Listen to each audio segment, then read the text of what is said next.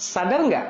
Rumah sakit umum daerah atau yang biasa Kita sadari juga nggak kalau dokter-dokter umum di Indonesia itu sepertinya juga dinomor dua kan.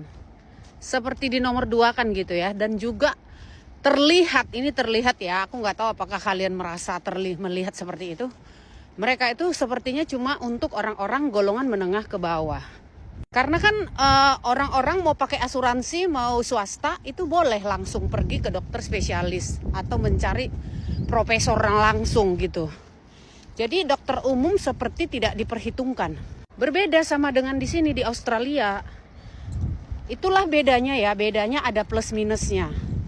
Kalau di Indonesia mungkin diterapkan seperti di Australia ini, kalau kita mau berobat itu harus lewat dokter umum dulu. Pasti di Indonesia udah ngamuk. Apalagi orang-orang kaya itu pasti ngamuk. Kamu nggak tahu siapa saya? Kamu nggak lihat saya ini pejabat mana? Pasti begitu kan. Nah kalau kita di Australia ini, kita kan dapat yang namanya Medicare. Itu secara gratis.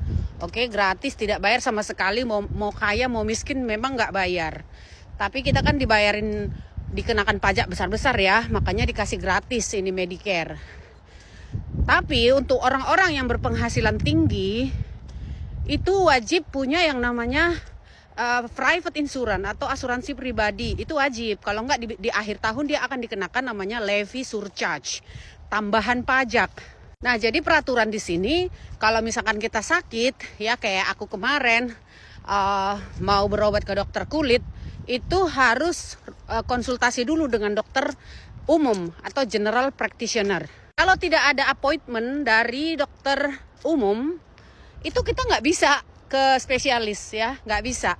Karena apapun ceritanya, mereka akan meminta surat pengantar, rujukan, atau rekomendasi dari dokter umum. Terus tadi kan kita misalkan berobat ke dokter umum. Nah di sini berobat ke dokter umum itu bayar $90 ya, sekitar $90.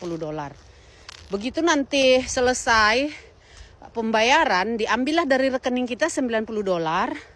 Tapi beberapa menit kemudian itu langsung dikembalikan dari Medicare sebesar 50%-nya, sekitar $40 gitu dikembalikan. Jadi gimana menurut kalian?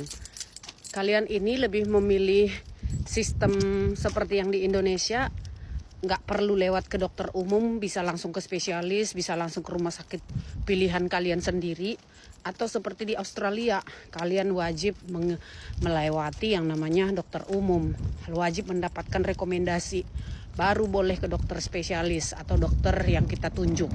Coba komen di bawah.